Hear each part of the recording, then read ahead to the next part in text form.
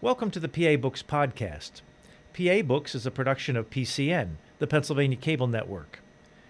This program features interviews with authors of books on Pennsylvania people, history, sports, business, nature, and politics.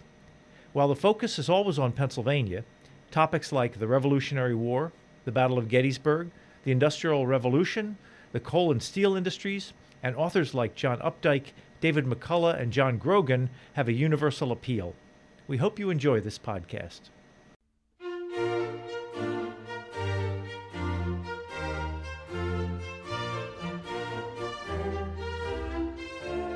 This week on PA Books, George Goodwin, author of Benjamin Franklin in London. George Goodwin, author of Benjamin Franklin in London. You are currently author in residence at the Benjamin Franklin House in London. If I would go to the Benjamin Franklin House in London, what would I find?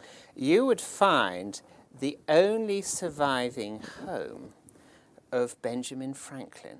It is extraordinary that of all the homes in which he lived, the only surviving home is Craven Street in London. And you can actually call it his home because Mrs. Stevenson, his landlady, effectively became his business partner, replacing his wife, Deborah, over a period of almost 2 decades that he was in London. But what you'll find now is a museum and education centre. And it's a miracle that it has survived because at the end of the 20th century, it was in absolute ruinous state. It was in danger of being demolished. And all these incredible original features, including the staircase that Benjamin Franklin used to run up and down as part of his personal gym for when it was raining outside. He actually also used dumbbells. It's extraordinary. That's still there, though we don't recommend people to run up and down it now because it's a bit precious.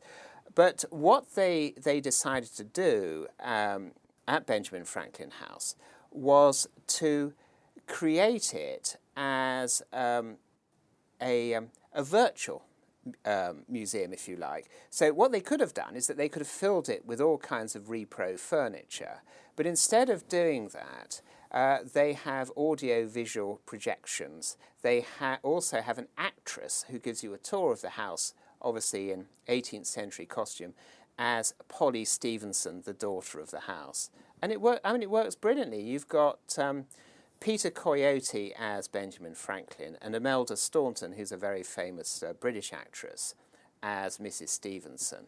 And it's all good fun. They do a phenomenal amount of education there as well. So it's good news. How well known is Benjamin Franklin in England today? Not as well known as he should be. Of course, rather cheekily, I'm hoping that he's going to be rather better known as a result of the book. But no, his British life, it's the same here, surely, that he's remembered for the kite experiment, though actually it wasn't the kite experiment that really made him a famous scientist. And he's also remembered for the Declaration of Independence. He's not even particularly well known, though he's better known for his time in France when he brought the French into the American War of Independence, and he kept the French there. And that was absolutely crucial. Even John Adams had to, with a degree of reluctance, had to agree that General Washington and Benjamin Franklin were the two most important people for winning independence. How well known was Benjamin Franklin when he was living in England? Now that's a very different story. When he spent 3 periods in London, he came over as a young man to London in 1724 as a teenage printer, and that is when he formed a phenomenal attachment. He had actually before he'd left Britain, but he formed before he left America. He had a phenomenal attachment to British writers and writing, British influences, and indeed London itself. Extraordinarily enough, because he'd actually read Joseph Addison of The Spectator before he came over to Britain, he really liked the idea of coffee house society, and he projected himself into coffee house society. It's really quite extraordinary that he was a cheeky young man, a cheeky young teenager. He wrote to Sir Hans Sloane. He wanted to see Sir Isaac Newton, who was his great hero, but he had to make do with Sir Hans Sloane, who was Newton's number 2 at the Royal Society. And he sold him an asbestos purse, which he'd brought over from America, all kinds of asbestos objects, because he knew that Sloane was a great collector. And in fact, Sloane's collection became the foundation collection of the British Museum, which was founded in 1753. And Sloane bought it, and it's still there in London today. It's actually in the Natural History Museum. It's rather fun. But what I really liked about it, and this is wonderful in terms of research, when you get 3 things coming together. Franklin writes about it in his autobiography. There's the letter still extant, which is in the papers of Benjamin Franklin. And there's also the purse. But I particularly like the letter because it has a P.S. to Sloane, which says, even though he'd been in London for 6 months, Franklin writes, I'm only here for 2 or 3 days, and then I will be leaving. So it really has that kind of modern sort of feel to it, which is hurry now to avoid disappointment. Anyway, he was in, his first time in London was 18 months, and he did all kinds of things. He worked for 2 different printers. He also gave swimming lessons, and he considered staying in London as a swimming instructor. So this would have been another thing that Benjamin Franklin might have done, but he decided not to do. But when he came over in 1757, it was completely different. He was no longer the unknown man. He was the famous scientist. I want to back up a little bit. Would you tell the story about Governor Keith and how he ended up going to England the first time? Well, you see, going back even slightly further, which was, of course, he was born in Boston in 1706. He came to Philadelphia in 1723, having been an apprentice to his brother James, and he rather sort of fled his apprenticeship in Boston, came to Philadelphia. And in his autobiography, he writes about he arrives in Philadelphia, and he's looked after by some kind Quakers. He gives this sort of view of being, in a rather desperate state. But he had a trade. He was a printer. So he immediately found employment here with Samuel Keimer. But Governor Keith, the governor of Pennsylvania for the Penns, came to see him one day, and he chatted up the young printer. He took him to the local tavern and gave him Madeira, which was a great favourite Franklin tipple throughout his life, and talked about setting up in business with young Ben Franklin. He also said to Ben Franklin, why don't you go and see your father and get him to invest in this venture? But Josiah, Ben's father, was a little bit more worldly wise and advised against it. But Ben agreed with Governor Keith, and before long he was on a ship to England with, so he was told, letters of introduction that would then set him up. He'd be able to buy a printing press and be able to go back to Philadelphia. He arrived. He offered his first. Well, first of all, he had difficulty. He said to the captain, I'm not sure where these letters of introduction are. That I was told that they would be here. Keith's sort of right-hand man did come on board and said all was okay before we set sail. Can I have a sort of little rummage around in the postal sacks? So he did, and he found some letters which seemed to be sort of the letters. The first one he produced, he took along to a shop. And the man in the shop said, "Oh, this is worthless. This is from a man called Rittenhouse. He's a fraud." So poor Ben Franklin was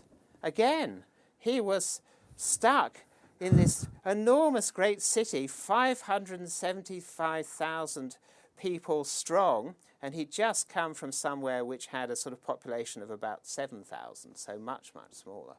What would he do? Well, the thing was, he was a printer, so he was actually able to go into the printing trade. But the extraordinary thing is, nobody knows why Keith did this, why he led Ben on this sort of wild goose chase, except a merchant called Denham, who became a good friend of young Ben Franklin, said, "Oh well, you know, this is par for the course. He's done this before."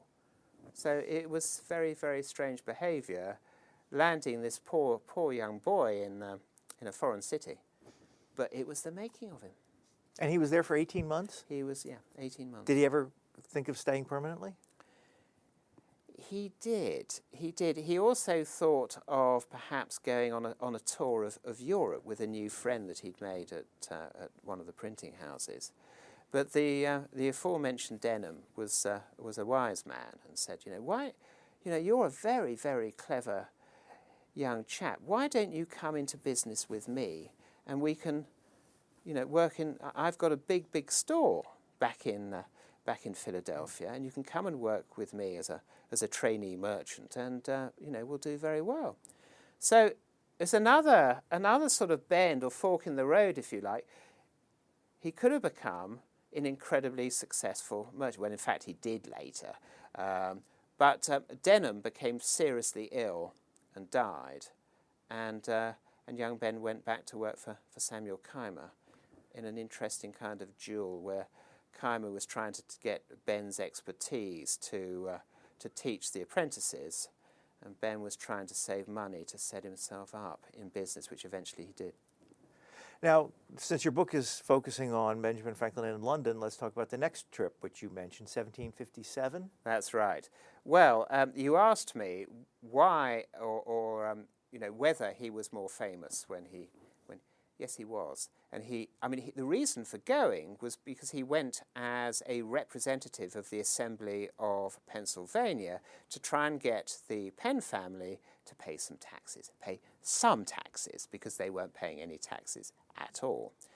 But when he arrived in London, he was absolutely fallen upon by British aristocratic society, who were in the grip of a scientific craze, and Benjamin Franklin had won the Copley Medal, which was the equivalent of the Nobel Prize at the time, for his scientific investigations and discoveries, and for the publication of a book. And the book was called Experiments and Observations Made on Electricity Made at Philadelphia in America. And it was the book. It wasn't the kite experiment that made him famous. The kite experiment had actually already been undertaken in France before Franklin did it, and he knew about this.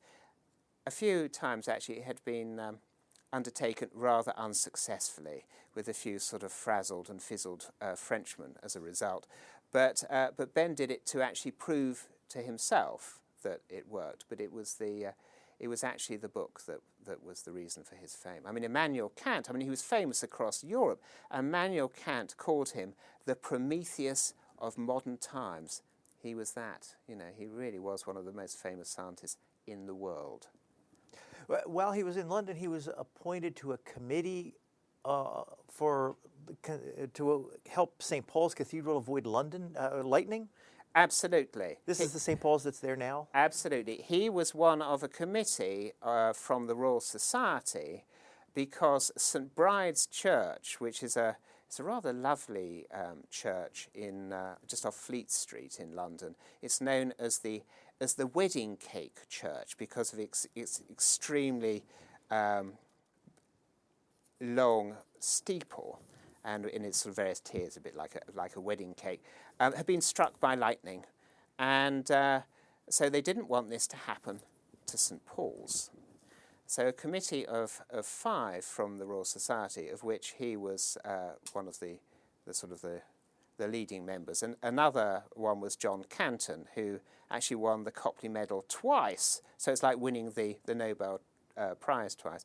And another person was Benjamin Wilson, who was a great friend of Benjamin Franklin. He was, in fact, he was responsible for one of the most famous portraits of Franklin, which has him standing in the foreground, and you can see a lightning strike in the. Well, actually, you can just see it. I mean, the painting really does need to be restored. Actually, it rather looks as if he's smoking a cigarette. But however, it's and they fell out very, very badly later. But we can come back to that later. Well, I want to skip ahead to this is toward the end of your book. You say in May of 1777, lightning struck the board house at the Ordnance Depot at Purfleet, and King George III put the blame full square on Franklin. Right. Well, in fact, we've come to later already. Very happy to. What happened was actually St. Paul's was struck by lightning, and the reason it was struck was they decided that they needed to replace the rods. That in fact the iron rods really needed to be replaced by copper, but it was minor. However, a committee was appointed in the early 1770s to ensure that the ordnance at Purfleet was not struck by lightning, because that would have been absolutely devastating. Had all the gunpowder? Yeah, because it had happened in Italy, where gunpowder had been stored in the basement of a church, and it had blown up, and thousands and thousands and thousands of people had been killed. So very, very keen to make sure that this didn't happen. Now, in spite of Franklin and again Wilson on the committee, it was struck. The ordnance was struck in 1777, obviously after the War of Independence had started, and George III decided that, in fact, Franklin was to blame. And he was backing up Benjamin Wilson because Benjamin Wilson, who was quite a sort of troubled and troublesome man, was worried that the Franklin-style lightning conductor that he'd invented was too effective. And it was actually drawing the lightning, the static electricity, into the lightning rod, but to such an extent that the lightning conductor actually couldn't cope with it. So he, instead of having points, which was the Franklin system, he wanted knobs, because he believed that actually would make a difference and would sort of dispel the amount of electricity. I went into this in some detail, actually. I talked to a very senior physicist at Cambridge University about this, and I said, was Wilson right? And he said, well, actually, it really doesn't make very much difference. However, George III was convinced that Franklin had deliberately set up these lightning conductors, and the Board of Ordnance was struck.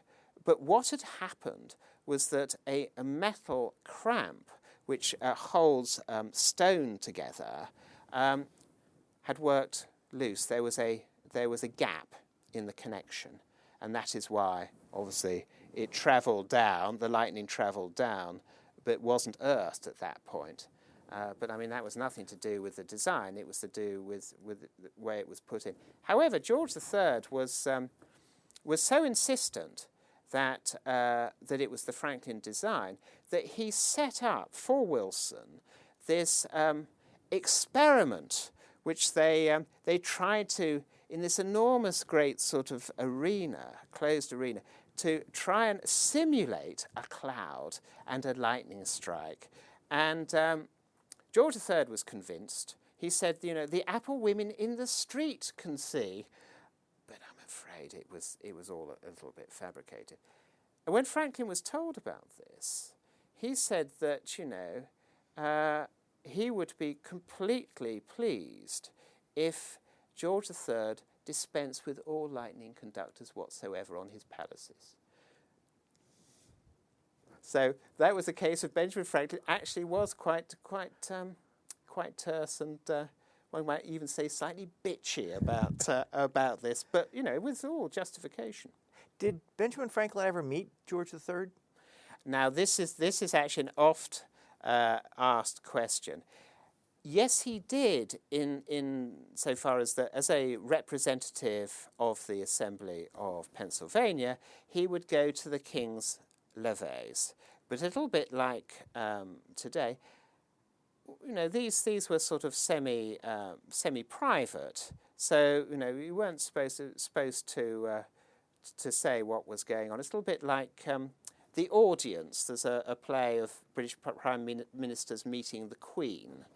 And it's all fiction, because the whole point of meeting the Queen for British Prime Ministers is that nobody knows what is said. And it's set up for them so that there is someone that they can talk to without it ever getting out. Even Tony Blair didn't blab about it. So, it is quite sort of secret stuff.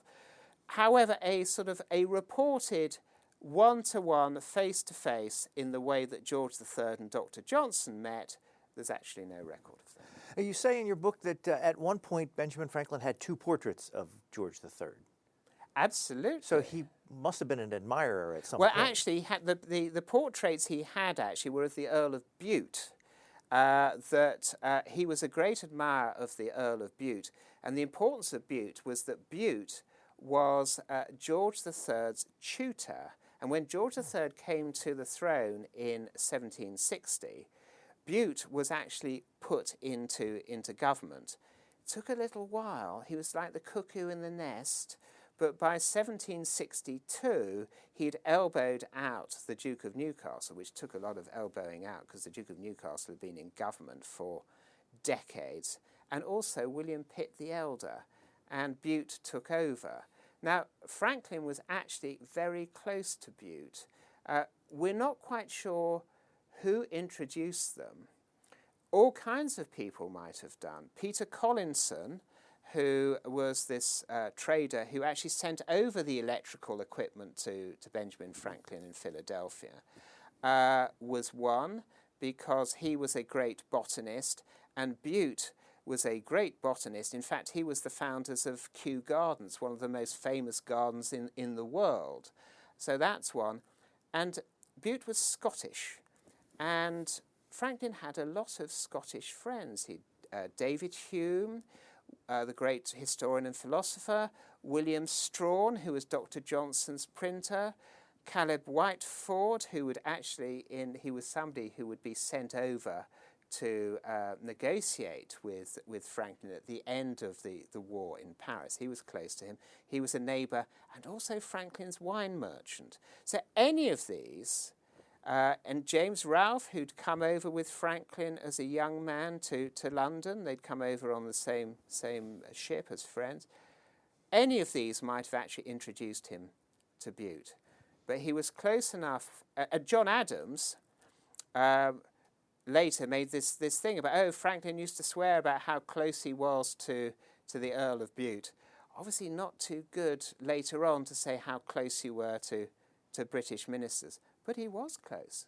He was very close indeed. You said earlier about his mission to go and get the Penn family to pay taxes. Why weren't they paying taxes? Because they owned Pennsylvania. Imagine you have this situation where one family effectively has the freehold of all the land in the state. And it was set up in the charter that they didn't need to pay taxes. This was something which actually had to be negotiated.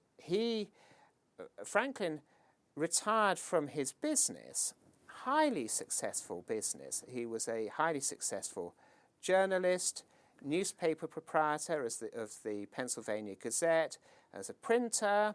He was a great paper merchant. At one stage, he was the largest paper merchant in America. I have to read you this little joke that you put in. Deborah, his wife, purchased rags used in paper making, and Franklin sold the paper makers 166,000 pounds of them between 1739 and 1747, bringing the Franklins the considerable sum of more than 1,000 pounds. In that sense, it was a rags to riches story. Oh, I love it. And actually, I owe that to Jim Green of the Library Company here in Philadelphia, who put it in his book. So always keen to give credit, and that was, I fell on that, and I thought that was great. Because, of course, I mean, backtracking a little bit, his has been described as a rags to riches story. It wasn't, because, I mean, Ben Franklin's father, the aforementioned Josiah, he had his own business as a tallow chandler and soap maker in Boston. And I actually discovered something. Unfortunately, after the illustrations had been chosen, the book was about to go to press, there's a portrait, a 1713 portrait of Benjamin Franklin's mother. And you actually had to have a position in society and a bit of wherewithal to commission a portrait like that. So, you know, he was, I mean, at various times, I mean, Josiah was pretty hard up. But it wasn't a rags to riches story. I mean, okay, young Ben only had 18 months formal education. He would have liked to have gone to Harvard, but he was pulled out of school by his father, you know, because basically, I mean, we're talking about 16 children from 2 marriages. He had a lot of mouths to feed, and young Ben being at the end of the line, he was actually apprenticed to his brother James, as I mentioned, as a printer. He could have done all kinds of other trades, actually. I mean, his father took him round Boston docks and showed him all these trades. Josiah Franklin was incredibly practical. He could mend all kinds of machinery. And this is true with Ben as well. I mean, he could mend broken type, so he didn't have to wait for type to be sent over from England. He was the first person, effectively, to make his own type. He would have been the most brilliant handyman today. If you'd had Ben Franklin in your house, he would have fixed everything. He was a very practical man. So the Penn family was Thomas Penn and Richard Penn. Were they the sons or the grandsons? They were the sons. They were sons of William by Penn. By a second marriage. And in fact, the second marriage got all the money. And in fact, Ben Franklin, when he was effectively working against the Penns in London, found a rather sort of weak and weedy son, Springett Penn, from the first marriage, and tried to get him involved, but it was a hopeless course. And actually, Springett Penn died quite soon afterwards. So he was a grandson, sorry, not a son of the first marriage. So how did he proceed to try to get the Penns to pay taxes? Well, what he did is that he had meetings with them. You know, they had to see him as the formal representative of the assembly, being sent over to negotiate with him. So the Penns were living in England all the time. They were living. Well, Thomas Penn was over in Pennsylvania for a very short time in the 1730s, but he was effectively an absentee landlord. There was another actually big difference to his father. He wasn't a Quaker. He had converted to the Church of England. He'd married into the British aristocracy, a daughter of the Earl of Pomfret. They'd been married at St George's, Hanover Square in London, which was the church to be married in. And he had his portrait painted, and his portrait, which is in the Art Museum here in Philadelphia, is actually quite instructive, because you see him in front of a window, and through that window you can see his parkland, designed by Capability Brown, the great British landscape designer. I mean, he designed the grounds for Blenheim Palace, for instance. That's his first name, Capability? Capability. And in fact, it's his, it's a major, I think it's the tercentenary this year. I'm trying to remember, it must be, of his birth. So there's quite a lot about Capability Brown in Britain at the moment. But he was basically, if you had Capability Brown designing your parkland estate, you were in with the in crowd. You were definitely accepted amongst British society. And that's what Thomas Penn was interested in.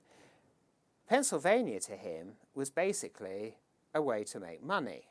He was just interested in the money. And in what has been described as the most egregious land grab in history, the walking purchase of 1737.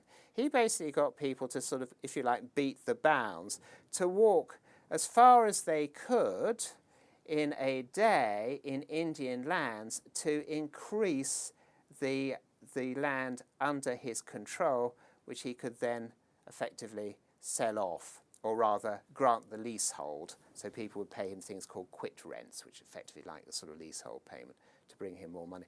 No, he was just interested in the money. He was a bit worried about Franklin coming over because Benjamin Franklin had thrown himself into public life after he retired in 1748 at the early age of 42, and previously he'd been the clerk of the Assembly of Pennsylvania, but he soon became a very active member of it. It was during this time when Pennsylvania was under threat in King George's War of invasion by the French that he set up a militia, for instance. And he became and Thomas Penn, thought, Benjamin Franklin, he seems to be some kind of tribune of the people. But because he's in with the people, we better keep an eye on him.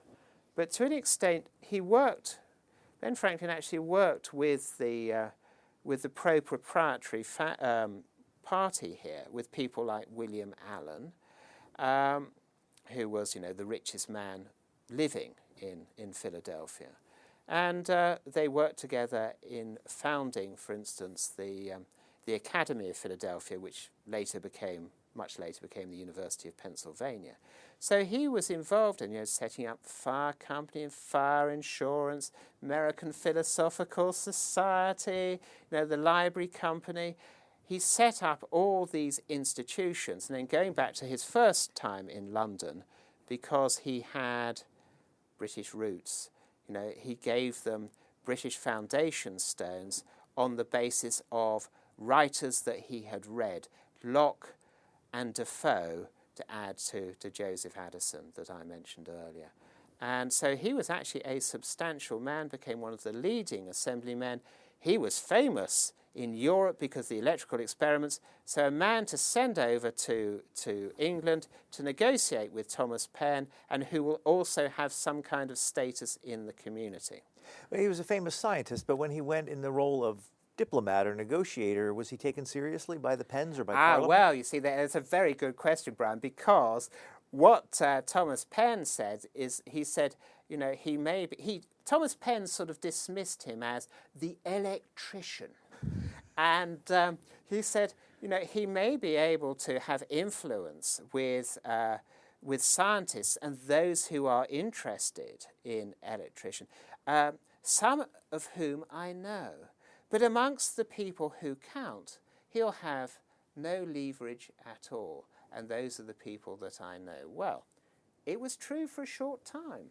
Because, 1757, the last few years of George II, who died in 1760, an old man, he was 74 in 1757, and so had difficulty kind of getting through to the ministers then in charge, who'd been there for a long time, with whom Penn had influence. But even at that early stage, and by reading the papers of Benjamin Franklin and a studious study of the notes, I can actually see that he was very close to a lot of the undersecretaries, i.e. the people who did the work, not the aristocratic politicians, as early as 1757. But the key thing is he came over and he had an initial meeting with the Penns, which was reasonably cordial. It was actually with Thomas Penn. Thomas said, my brother Richard is out of town at the moment. Can you come back again? At the next meeting, slightly later in 1757, I don't think that Ben Franklin was very well. In fact, I spent quite a lot of time investigating when he was bitten by the mosquito that gave him malaria, because he was poleaxed for some months by malaria. And I believe that he was actually suffering early symptoms when he met the Penns, because he was completely outflanked by them.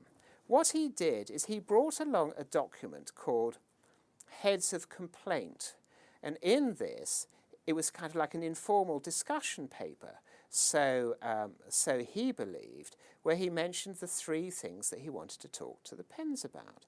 Because the Penns actually had a complete grip on the government of, or how Pennsylvania was governed. It should have been set up so that the governor, or rather the lieutenant governor, the representative of the Penn family, and the assembly should work together. But the lieutenant governor had various veto powers. There was one constraint on how he could behave.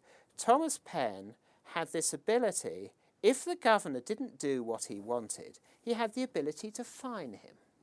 Okay. So that was going to keep him under control. The lieutenant governor also had the ability to veto laws, and he also, as I said before, he had the ability to say that, I'm afraid the Penn family are not going to pay any taxes. The French are at the door. The militia need to be paid for. The assembly said, please, please, please, can we have some money? And the Penns said, no, I'm sorry, you can't. And he could actually also veto the assembly raising taxes. So it's like a double thing. In that case, when in King George's War, when there was the French threat and the militia needed to be paid for, there was a grant. There was a grant of, I think if I remember, £5,000 from the Penn, which was quite a lot of money. However, as you can guess from this, the whole thing was totally and utterly sort of at gridlock. So the Penns could just say, oh, forget it, and be on your way, and that was it? Yeah, there's another thing that I actually found, that the Quakers still dominated the assembly, and at one stage, again, I think in the late 1740s, if I remember correctly, Thomas Penn was trying to get the British Privy Council to make the Quakers swear an oath of allegiance to the Church of England, which was the case in Britain. But fortunately, his brother-in-law, Earl Granville, who was top man, president of the Privy Council, in this case actually didn't go with his brother-in-law, Thomas Penn. He said, no, we'll block it. And so the Quakers were able. But, he was trying every single trick he could to maintain his power and maintain his wealth. Now, but to go back to the meeting, the heads of complaint, which is this kind of like note, the Penns decided, they passed this over to their lawyer, a very scheming man himself called Ferdinand Paris, who actually years before had been a representative of the Assembly of Pennsylvania in London. So, he knew the ground. He treated these as if they were a formal document. And he and Thomas Penn himself, wrote complaining to the Assembly of Pennsylvania, what is going on? You've sent this representative over, and he's presented this kind of shabby document. He obviously has no idea how to behave, and he's a disgrace to you. So things started to go very, very awry when they had the next meeting between Benjamin Franklin and Thomas Penn. It was to do with Indian treaties. And the charter was discussed. And Franklin wrote to a friend, and again on the normal basis of, well, here you are, don't show it to anybody. He was a bit careless like this because, somebody else... Anyway, he complained. He recited what had gone on by saying that Thomas Penn had effectively said that his father, people who had fallen for a particular clause in his father's charter were fools, and that Ben Franklin was kind of thunderstruck. So he was effectively saying, so what you're saying is that your father deliberately cheated these people in the way that the charter was set up. And Thomas Penn, yes, they should have looked for themselves. And Franklin was absolutely appalled by this. He tried to keep his expression to himself. But Richard Penn was, who was there, said, he looked as insolent as always. He always does. So showed how they were not getting on. Anyway, in this letter home, Ben Franklin said that Thomas Penn had uttered this statement like a low jockey on the sale of a horse. So, who had cheated the purchaser on the sale of a horse. And when that got back to Thomas Penn, and after that, all communication ceased. It went to the Privy Council. It took a very, very long time to sort out, but to cut this very long story short, in 1760, the Privy Council announced. And effectively, what happened was that when it came to taxes, the key thing was that the Penns would have to pay taxes, but they could make their own assessment at the lowest possible rate. I'd quite like to do that, Brian, wouldn't you? Well, how much, when in the time Franklin was over in London for each of his trips over there, how much time was he actually working? And how much time was he spent kind of waiting around for instructions from Philadelphia or waiting for a meeting with someone? Oh, for a very, very long time. And what did he do in his spare time? Oh, well, because he had the most wonderful time. He went to clubs. He went to clubs, meetings at the Royal Society. Of course, he'd been elected, I'm not sure I said earlier, he'd been elected a fellow. So there was a special dining club at the Royal Society. He never actually joined the club, but he was the most invited guest during his entire time in London. And then there were important people there, like Sir John Pringle, who became president of the Royal Society, and also Benjamin Franklin's great travelling companion around Europe and the British Isles. And they played chess together. And the chess set is still owned. It's still extant. It's owned by the American Philosophical Society. It's quite sort of badly beaten up, so it needs to be very, very well looked after. So that was one club. And he was also a member of the Society of Arts, which is now in Britain is again the Royal Society of Arts. And that was all about improvement. And there was a lot of issuing grants for agriculture in America. Actually, that tells another part of the story between Britain and America, because Britain saw America as the place for raw materials. So raw materials, so timber, for instance, nice foods for Benjamin Franklin to enjoy, and came one way, and manufactured goods, furniture, furnishings and fabrics came the other way. And you can see this. I mean, they had the great Tercentenary exhibition for Franklin's birth in 2006.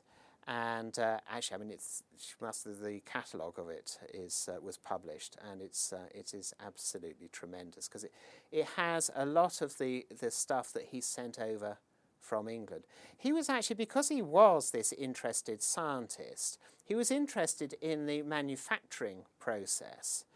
So poor Deborah would be sent all kinds of bolts of cloth, none of it necessarily matched, because he wasn't interested in that. He was just interested in buying the materials and looking at them and sending them over. Actually, there was one case where he sent some fabric over and he said, this is really interesting fabric that I bought for you. I think it might suit you, but if it doesn't, give it to my sister Jenny. She'll take anything. So, I mean, that was the sort of the basis.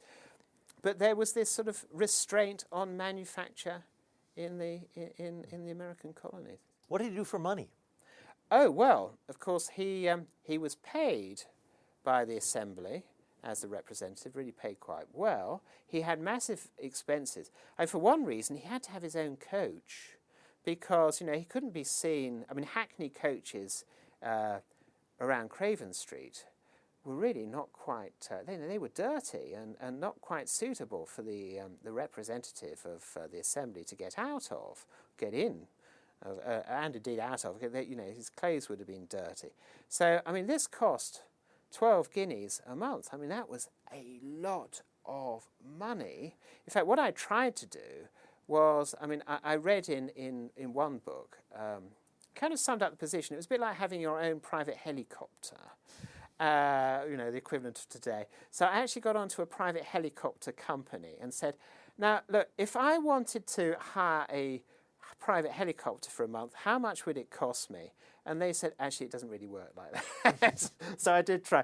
But, I mean, it was an extravagance, but it was an extravagance that he thought he should have. He was also, of course, deputy postmaster for America.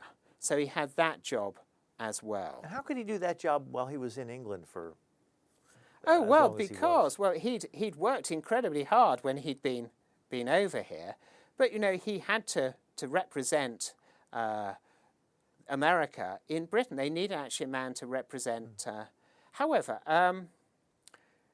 that was actually a point that was made by the Earl of Sandwich, who was to become a great foe towards the end of his time, who was one of the postmasters, saying, he's. In fact, Ben wrote to his son William, and William had actually done extremely well out of the Bute connection, because during that time, Bute had been made governor, or rather deputy governor, no, proper royal governor of New Jersey. So he wrote to William saying, I'm a bit worried, that Lord Sandwich sees me as too much of an American. This was actually in the 1760s. This is quite early on. Well, I want to ask you about that, because it's usually said that Benjamin Franklin was very proud to be an Englishman. Absolutely. At what point did he switch from thinking of himself as an Englishman to thinking of himself as an American? Well, that's a very good question, because having mentioned the chess playing, I see him as a chess grandmaster capable of playing several tables simultaneously. When the Stamp Act was introduced in 1765, this, of course, was seen to be an illegal act cutting across the charters of the American colonies. Only the colonies could actually levy internal taxes. And the government that brought it in, George Grenville's government, that fell. Actually, it fell because George III really couldn't stand him. Grenville was sort of lecturing him the whole time, and he said, "I love that." And the Marquis of Rockingham, the richest man in England, and actually far more pro-American, he became the Prime Minister, and repeal was set up. Repeal was set up, in 1766. And there was a committee of the whole House of Commons, and Benjamin Franklin was the star witness. Well, earlier I was talking about the fact that he really did have leverage with the British government. A fellow called Gray Cooper was Under Secretary to the Treasury, a very important role.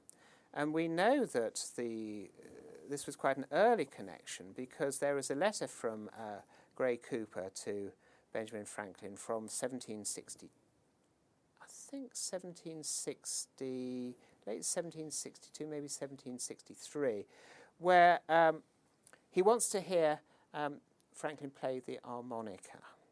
And this is and they're obviously on very friendly terms there. They were on extremely friendly terms by 1766, because again, reading through the notes to the papers of Benjamin Franklin, you can see that Franklin's performance, it was a complete and utter setup, that they rehearsed all the questions that he was going to get from the pro-repeal people.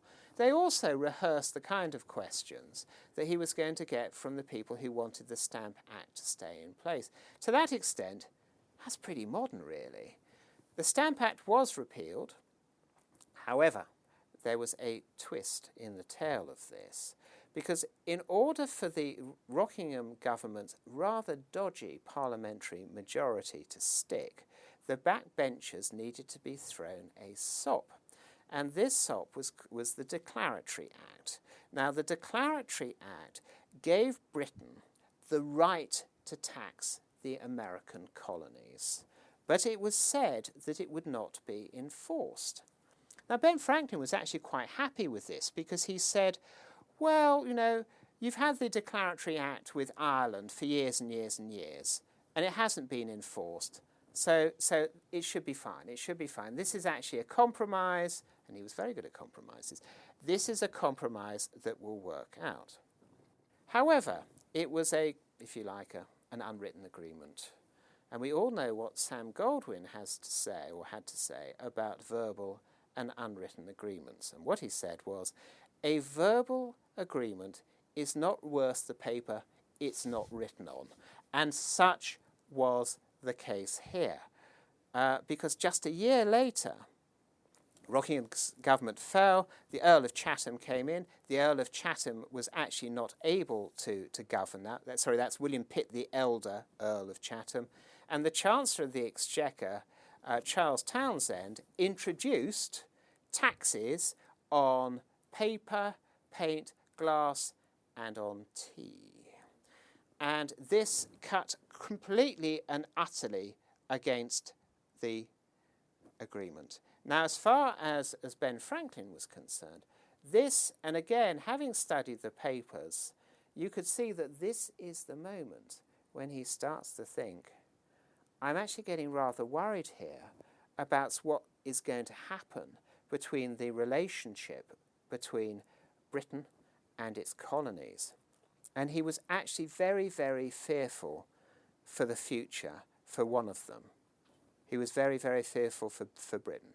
Because having travelled up and down America as Postmaster General to check out the best possible routes, and of course, being Ben Franklin, he invented the odometer in the process. Having done that, he knew about the massive, rich potential of America. I mean, he wrote he'd written in 1754 observations on the increase of mankind about population, and he'd thought then that the population of America would increase, in fact it would double, every 25 years. Do you know what?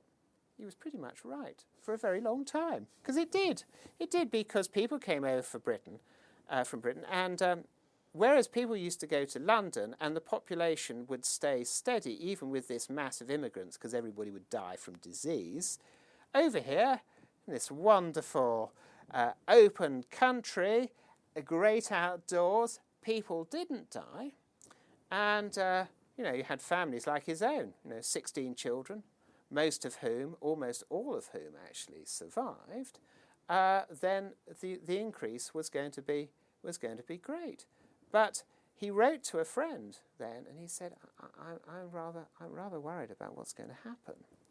Now, you also asked me about where else he got the money from. He'd had a sleeping partnership, if you like. He'd become a non-executive director of his own business. He'd sold his business to David Hall, but on the basis that he would receive money for a period of 16 years. And that was actually coming to an end. Now, as I was talking about the great chess grandmaster and the different boards. So, one board was possibly getting a job with the British government. And the Duke of Grafton, who took over from Chatham when Chatham eventually resigned, Charles Townshend actually, he was like a sort of comet. He introduced these taxes, then died, and Grafton took over. Grafton as Prime Minister and Lord North, who was Grafton's Chancellor of the Exchequer, dangled, we think we might be able to find something for you. David Hume, Franklin's great friend, he'd found a job as an Under-Secretary for a period. So that was one possibility that, he was still considering. Another possibility, well, he could always go back to Pennsylvania, but with a relationship with the Penns, not too good. He was also interested in founding a new colony, a colony along the Ohio Valley in what is now West Virginia. So he was pushing for that. But there was a fourth, quite good also, for extra money coming in with the end of the partnership with David Hume. He could actually take on more assemblies. So as well as Pennsylvania, he took on New Jersey, Georgia. Actually, that wasn't so good for the money.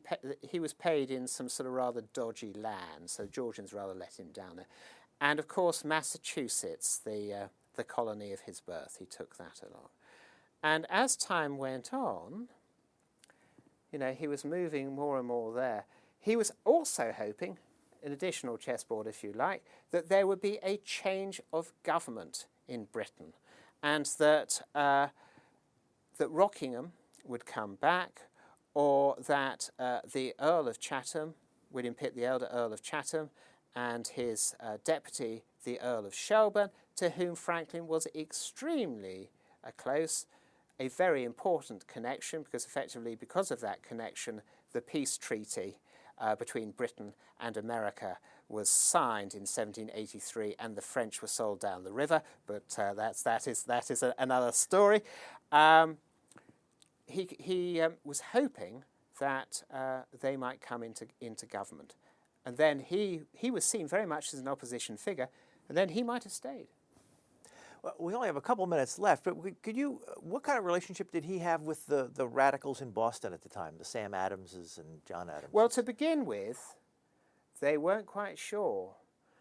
His great friend there was Thomas Cushing, and he was, if you like, he was kind of like the senior figure, and he wasn't quite trusted by Sam Adams. Sam Adams was in communication with Arthur Lee, and Arthur Lee was an alternate, i.e., kind of like if Ben Franklin can't do it for some reason, then you'll take over. So he was a real sort of bit of a pain as far as Franklin was concerned. But as far as Sam Adams was concerned, he actually grew to trust Benjamin Franklin, and that was part of the reason to show that he was on their side, that he sent over the Hutchinson letters, the idea being that Governor Thomas Hutchinson of Massachusetts, he was actually the problem, it wasn't the British government, and in that case, again, he said, don't show this letter to people, just amongst a few people, and of course it got out, and it became a major, major scandal. He was carpeted here, but Ben Franklin was carpeted here before the Privy Council, but it is traditional to think that that is the moment that he actually gave up on Britain. He didn't. He gave up on the British government.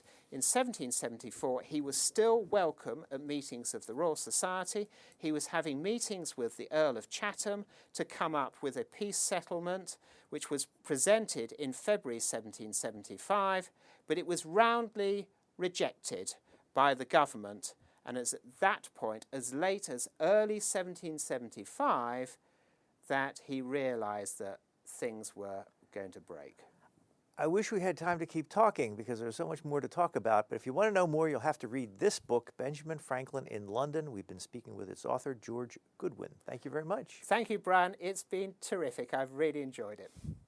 You've been listening to a podcast of PA Books, a production of PCN, the Pennsylvania Cable Network. We'd like to hear from you. Our email address is pabooks@pcntv.com. Like us on Facebook to learn more about PA Books.